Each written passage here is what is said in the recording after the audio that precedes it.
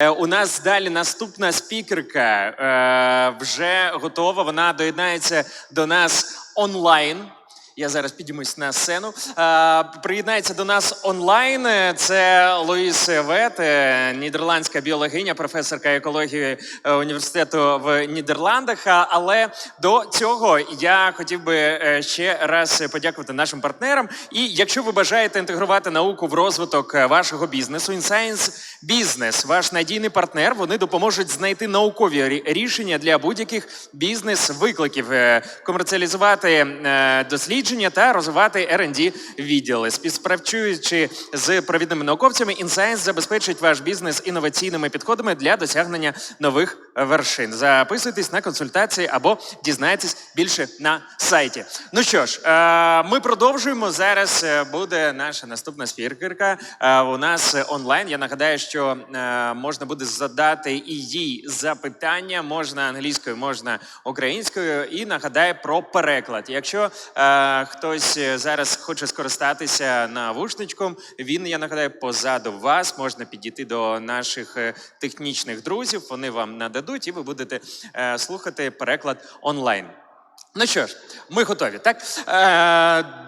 Тоді зустрінемо оплесками. Луїс зараз нас почує. Нідерландська біологиня, професорка екології університету в Нідерландах, розкаже про важливість біорізноманіття, чому його можна сміливо назвати основою нашого існування та економіки, необхідним для підтримки важливих функцій екосистеми, стабільного виробництва їжі, здорового середовища життя та процвітаючої та сталевої економіки. Луїс, you're welcome.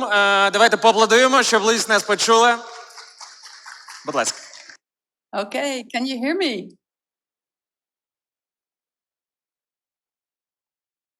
Can you hear me? Yes, we are here. Okay, excellent.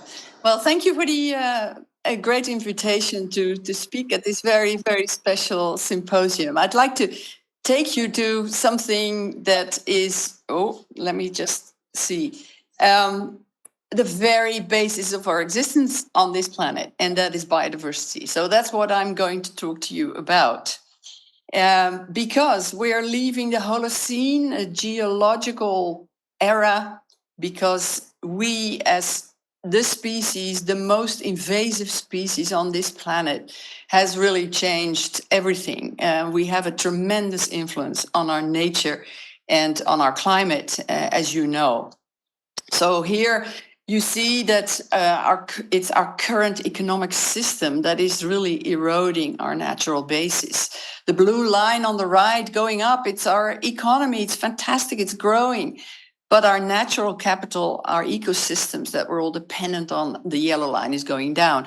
And so the 9 global processes of global change, we have passed the borders of really what we can do without going into a tipping point. So it's quite a miserable state. And I don't have to tell you that it is very worrisome. I know you are in a horrible situation in the war, but these are other crises that are absolutely global. And so we've seen a decline in biodiversity, tremendous decline of 69% since 1970, here in the Living Planet report that is very science-based in WWF, World Wildlife Fund. So when we talk about biodiversity, it's more than just a panda or a tiger. It's a total diversity of life on Earth in form and in function. So we're talking about genetic variation within species. We talk about lots of species diversity, but also the collaboration within ecosystems. And we see that this loss of biodiversity, we call it very anthropocentric, ecosystem services, everything that nature basically does for us. And it's not in the books, we can destroy it, but it's these services that we're dependent on. And so we decided that we need these sustainable development goals, all these goals that the United Nations have brought out. You probably know them as the 17 goals. I think we should present them in a different way. Because the basis for a sustainable future is that biosphere, that's these ecosystems. So at the bottom, is this life on Earth. It's life in the water. It's clean water. It's climate. And on top of that, we can build a society. And on top of that, we can build an economy. Unfortunately, it's generally the other way around. Now, if we look at the loss of biodiversity, then about 80% of all threatened birds and mammal species are really imperiled by agriculturally driven habitat loss. So it's on the left, agriculture. And that's what I'm going to go into with you a bit more. Here I flew over the Atlantic forest on the east coast of South America, Brazil, Argentina. Here you see that these forests that you see remnants of are a super hotspot of biodiversity. And we're losing a lot of these forests because of agriculture. In there, we produce our soy, for example, and the thing is that we don't produce so much food for us. We produce 77% for our cattle. And so the current food system is really a main loss of biodiversity, but it does a lot more. Agriculture, you can see it here. It's global deforestation. It's an enormous amount of water that is being used, terrestrial biodiversity that we lose, etc. And so we have to look more at that current food system. For example, here, the world soy, these are data from, the world on the production, but also the consumption of our soy. And you see here all the red is animal feed, it's 77%. And for us, direct human food, it's just 20. So here, I find this a striking picture.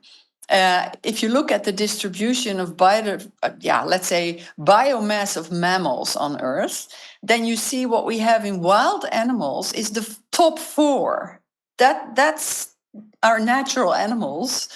And then we have 34% of global mammal biomass that is us.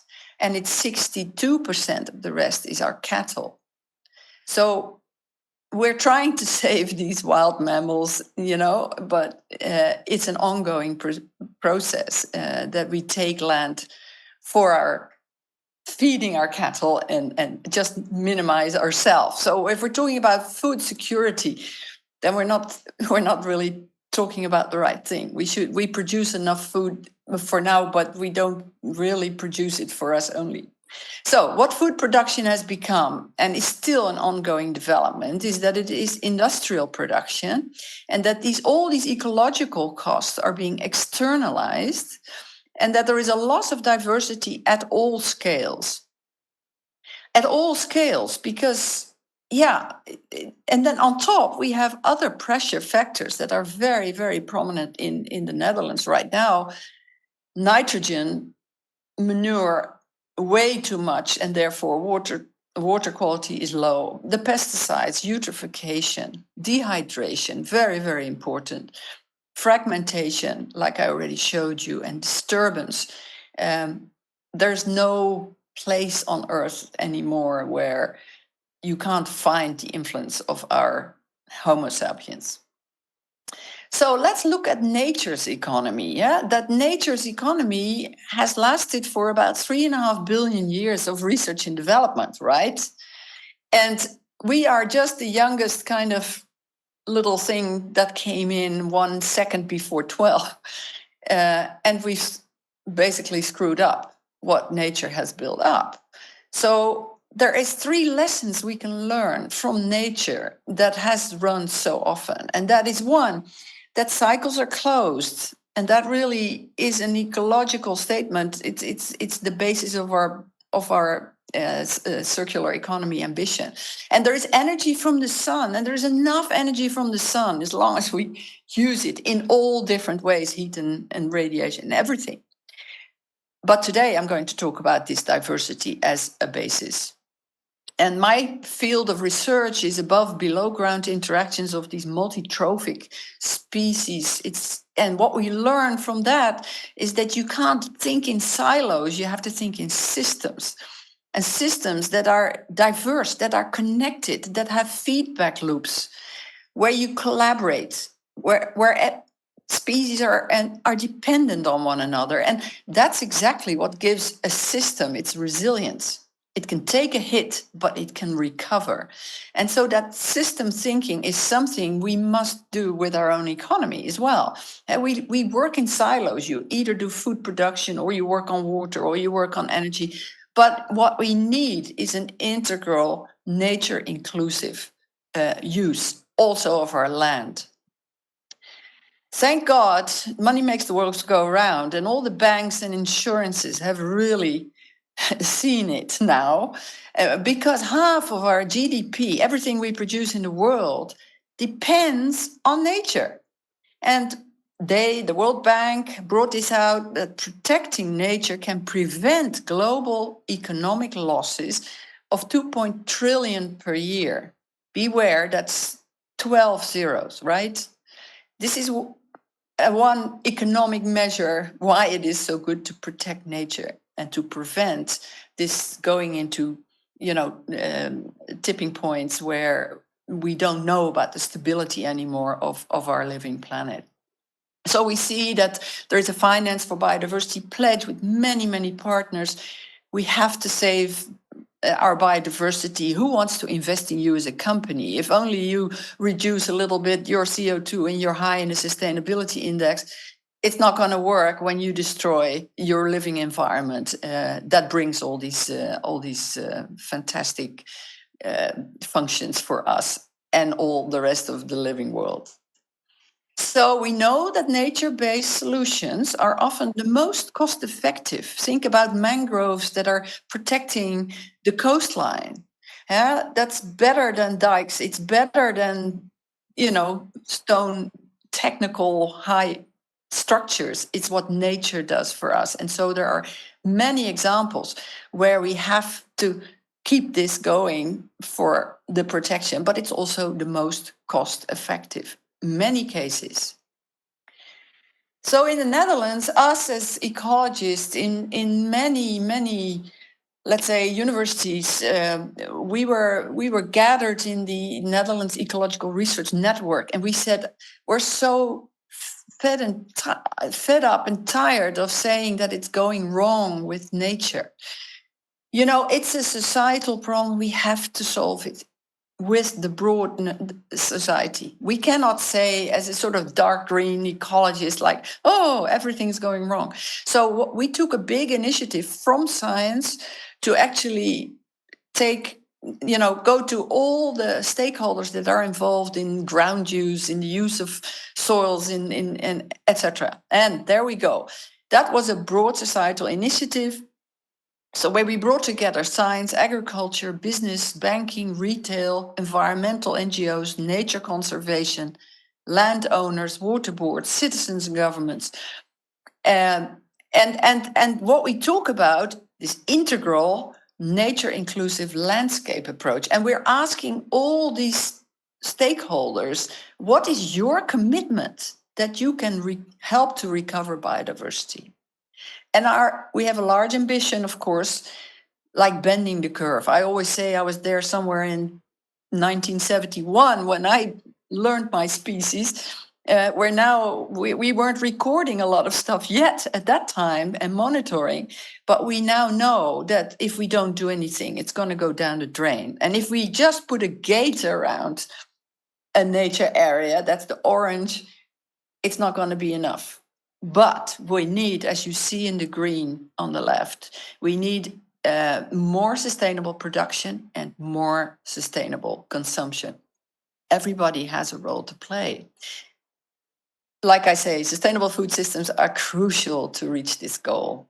And so we're talking about all land use in the Netherlands, nature areas, agriculture, which is more than half of our land, public spaces, urban and industrial areas. And we identified with all these stakeholders, and we really went through sort of a U theory together, that we have 5 success factors. First of all, shared values. You must actually know where you want to go. You must have this vision. That's where we're going. There are many roads that go to Rome, as we say, but if you don't know where Rome is, then you're in a difficult situation. We need new development of new business models. A farmer is not going to do something else if his business model is not correct. We need consistent and goal-oriented laws and regulations. That's where we need the governments. Oh my gosh, that's difficult in the Netherlands at the moment. We need knowledge, innovation, and education, the science and the mindset, to change the mindset, which is also the shared values. And we need collaboration on regional landscape levels, because CO2 you can measure everywhere, it's everywhere the same. You don't have kilos biodiversity. It's different everywhere you go. So you have to have tailor-made regional landscape level collaboration. And so, yes, we know from ecological science that there is a lot of interaction in that landscape. We know above, below ground plants and below ground biodiversity interacts. Plants interact together. The landscape elements interact with the food that we grow. Forests play an important role in a landscape, etc., with all its functions. So we must do that, and we must go to a nature-inclusive agriculture if we want a type of agriculture that can keep going, that is sustainable. A very good paper by Pablo Titonel that I would like to refer to. And I'm in the European Academic Science Advisory Panel, and we just had a report written on regenerative agriculture in Europe. So go to the ESAC website and look, because that's really heavily science-based regenerative agriculture in Europe. And we advise the European Commission to take measures to go that way, and not only listen to very, very fierce protests of the status quo. So have a look. For example, landscapes elements in a landscape, it does a lot of good. This is where your natural enemies are that prevent your pests in your cornfields. This is why you get less pests. So you can use less pesticides, or preferably none at all. And then you get more natural enemies again, and then you get more biodiversity again. So there is these loops, and and we know more and more about this. With all the research that we do, in molecular level, chemical, analytical, we have the tools much more on and on. So sustainable agriculture, it starts really with sustainable soil management. And soil, I have to tell you, in the soil is the most biodiversity of all in the planet. But we know more of the craters on the moon than we know about what lives under our feet, and a lot of it is covered by stone. So this soil has many, many functions.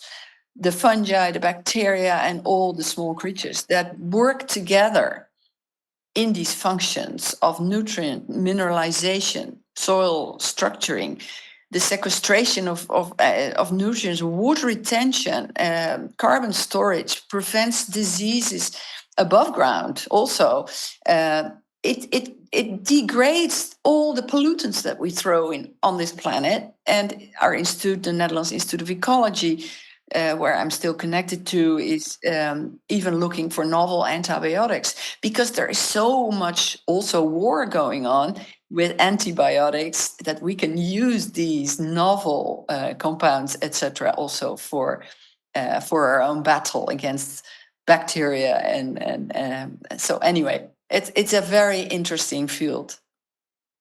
Are we looking after our soils? Not really. 2 billion acres, twice the size of China, is already degraded. It's eroded. 40% of all our agricultural land is going down.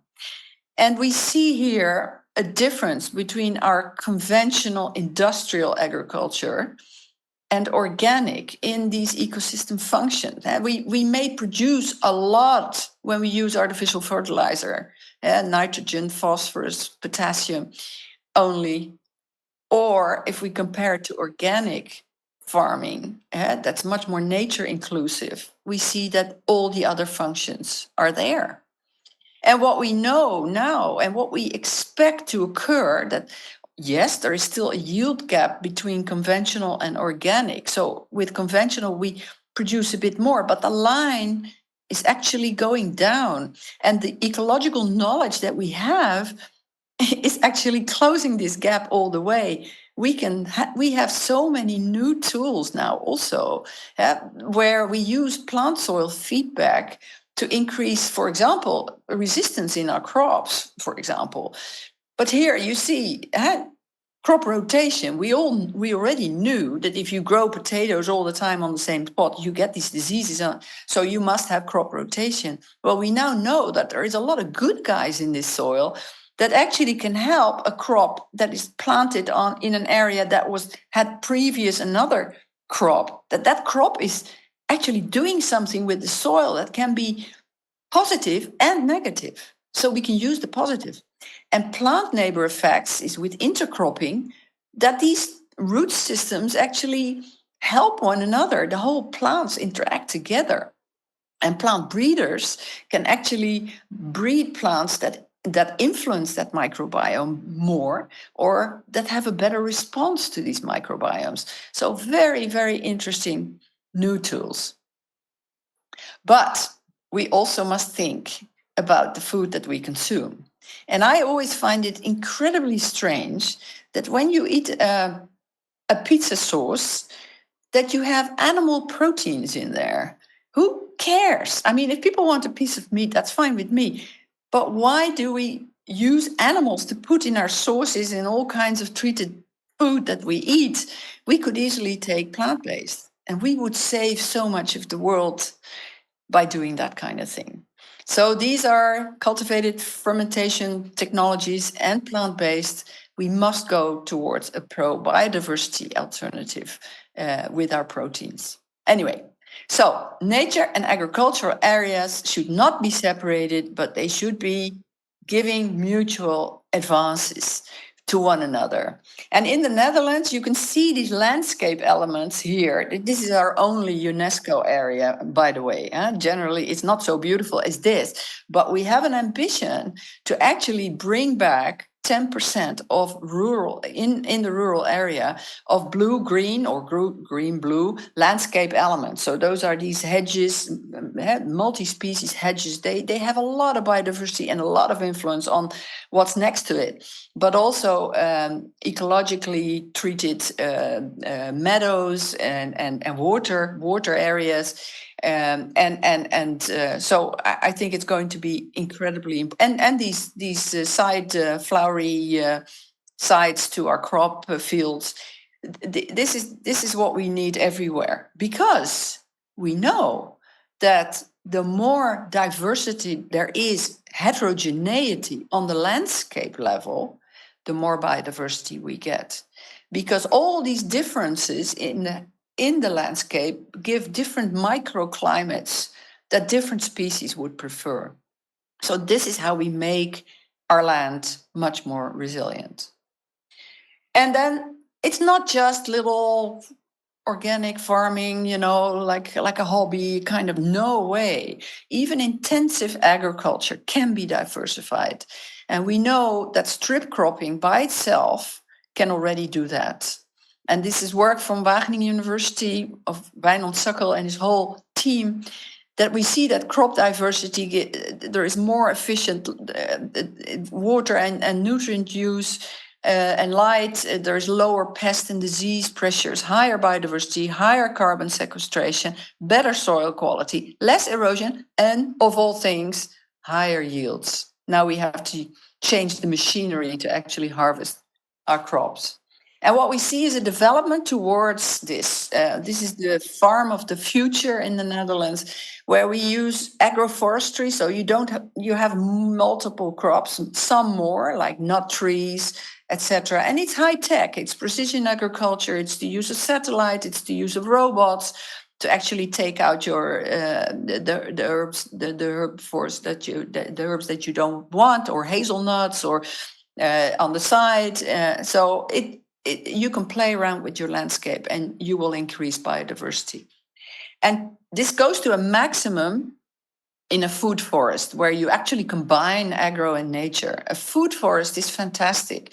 It has 7 layers, and everything that grows there deliver something for our food, whether it's roots in the soil, whether it's shrubs and berries or nuts or materials that we can use for other things. But it's very, very nice, and we see it in the Netherlands that there is a food forest interest by many young farmers as well, and they started and they will survive.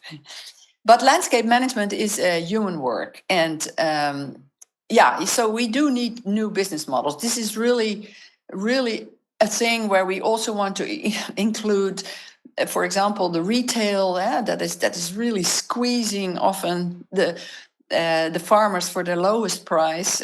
We have big multinational firms that we're pressing, of course. And one of the things in the Netherlands we're also looking for, and we have other things, but that goes too deep. For example, a carbon market where part of the farmer's earning model could be that by actually having carbon storage in peat meadow areas where the water level goes up. So it's an interesting development, and I think we should go much more global with this. And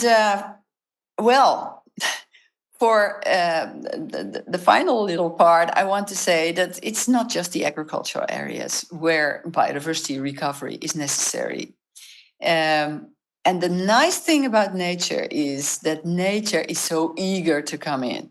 So if you restore, if you create the right habitats and the right conditions, nature eagerly follows. We've seen that in many projects in the Netherlands. And so we also have a Delta plan for the public space and for urban areas. And we tell this to land management by the government, the semi-government bodies and private stakeholders, that if you go somewhere and you build something, it be buildings or infrastructure, create greater biodiversity at a local level than was present before the construction, and to achieve this positive effect on nature in the surrounding landscapes. And this is crucial. We need to build a lot of houses. Our population is growing. You have to rebuild your country, I truly hope soon. And then you must think that instead of only stones and build up areas, think about this biodiversity, and it's going to be very, very difficult. But I think in the Netherlands now, a lot of our governmental organizations, their governments, and they take this, and the building companies too. They're looking into this, and we're really seeing a high activity also in the building sector. So public space is green infrastructure.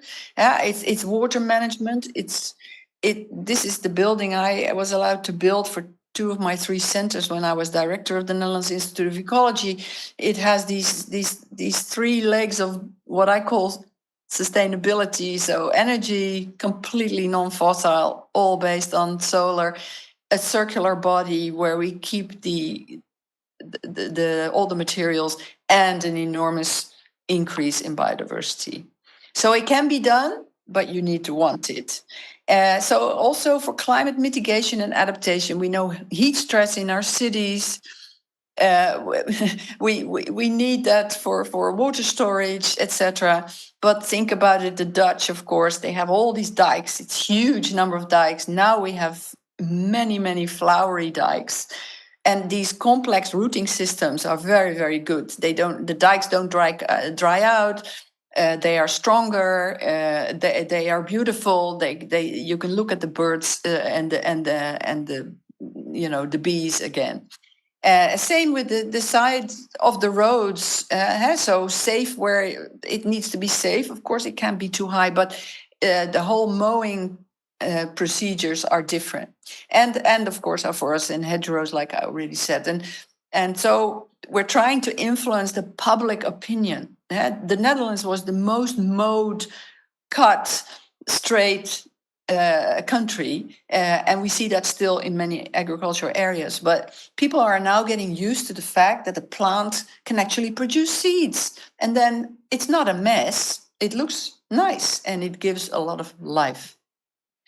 So as far as I go, we have to go from this left side, egocentric. But by the way, ladies and you know, I didn't like that anyway with this guy up top and the woman down there. So we have to go to ecocentric, right? We are part of nature. We have to work with nature. And so that's the message I want to give to you. Take it, respect it, make it part of your life, make it part of your business and your research. And it's absolutely worth it. And then, you know, CO2 is actually a symptom of the wrong way that we treat our planet. So thank you very much for your attention. Thank you. Let's move on to the questions. Будь ласка, я нагадаю, що можна підняти руку. Ми до вас підійдемо з мікрофоном. Можна запитання? Є? Так? Будь ласка. Should I take away the presentation? Будь ласка, Роман. It's been already taken away by Oh, someone. okay. So I don't think you can see me, but cheers from Wageningen alumnus of 2011. And there is well, there are so many things I want to ask you, but I would stop on two questions. First of all, back in 2011, I was going to go for LCA and PhD in Wageningen, but then it didn't work. So I came back to Ukraine and founded a circular economy NGO, and now we work on circular and green reconstruction of Ukraine after the war. And I want to ask you, because last year I've seen a report on how circular economy can actually mitigate the biodiversity loss, and some scientists claim that it can. And in your three components of bioeconomy experience, you mentioned biodiversity, you mentioned energy from the sun, and you mentioned systems and cycles, so basically circularity. So do you agree that circularity could mitigate the biodiversity loss and even restore it? And second question is related to our food systems, because of course, naturally coming from Wageningen, my background is in agri and food, but in Ukraine we've got quite a different system than in the Netherlands, which is based on quite large farms that do not value land resources because it's not their ownership, and biodiversity. So how would you convince the stakeholders to embark on more conscious land use and soil management, and this kind of means to preserve biodiversity? Should it be legislation, or should it be market kind of regulation, or what would you suggest? Thank you so much. Thank you. Yes. Yeah, actually, before I answer this question, I have even better or even additional good news that circleeconomy.com, which I co-founded, and it's in Amsterdam. It's really a large group of very, very young people, also international, that work there.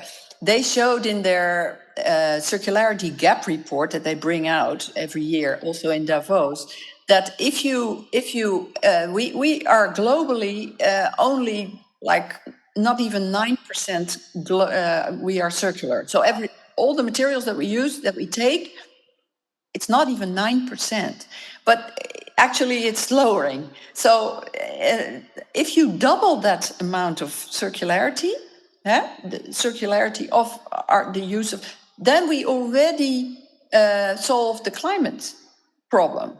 And we can stay, let's say, under 1.5%, the Paris Agreement. So circularity is crucial. Circularity is actually using less of our materials and our resources, but also giving it back. Now, coming back to biodiversity, yes, they're also connected. What we do is we take from the land, we don't give it back. So we're actually exploiting it. And the only thing we give back generally is nitrogen, phosphorus, potassium, NPK in our artificial fertilizer.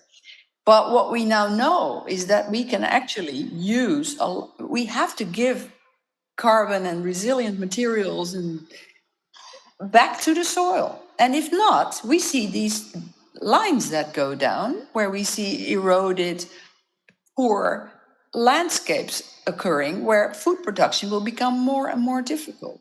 So I think in a way, it's everything that I said work with nature in order to keep your agricultural practices safe and doable, this is exactly what will restore biodiversity. So, and what we call a circular agricultural system that has also been promoted by Wageningen University. So that's where you use different composts and different crops in the winter, where you don't do tillage, where you don't disturb the soil as little as possible, etc. So yes, I agree. So read the reports from circulareconomy.com, and I hope you're convinced. Thank you. Є ще змога задати одне запитання. Будь ласка, якщо в когось є, підійміть руку. Так, у нас в залі немає запитань, але я знаю, що у нас в WhatsApp-спільноті, так, є запитання. Зможемо з WhatsApp-спільноти, да, зачитати? Так? Чи ви не очікували? Є? Зможемо? Будь ласка. Так, я запитання У вас, так? Будь ласка. One question from our chat. Is it even possible to make agriculture less destructive to nature and consume less money? While more aggressive agriculture would be good for business, what reason do they have to think about nature and change something? Thank you. Yeah, good point. And it's the essence. I think we do need strong, stimulating, and also restrictive rules and regulations and laws.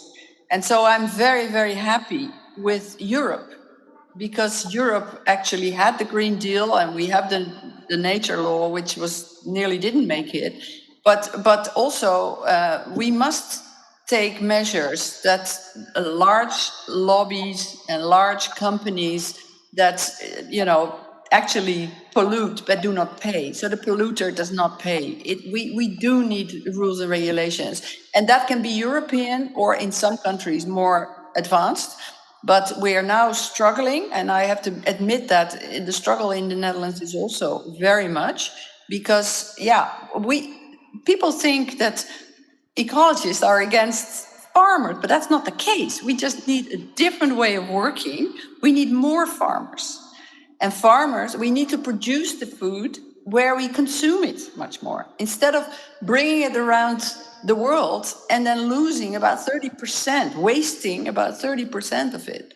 So we see more also of large companies in the Netherlands that they're being how you say that, investments, they lack investments. People don't want to invest in them anymore. They get a reputation risk. Banks see a financial risk. So I think eventually, we must put pressure on them more and more. But also there must be how you say that, the farmers that do the right thing, they must be given subsidies, or I don't call subsidies, it's money for work. It's being paid to work. I always say, when you actually make a road, you pay a company to make that road, and that has one function, to go from A to B, right? But we don't pay, and we pay the companies to keep that road for the coming 30, 40 years, right? And maintain it. But we don't do that with the landscape. So what we need is that also the money coming from Europe for the farmers, which is the largest amount of money from Europe to any sector, must have these conditions in there that actually will pay the farmer to do another thing, and not only have the lobby of the large companies that now actually put the farmer, in a very difficult situation. So please join me in getting the opinion of the financial system is going the right way, the European Bank as well, but the general public must also have that pressure on the wrong guys. Louise, thank you. Thank you for joining to our conference. Давайте поаплодуємо Louise. Thank you.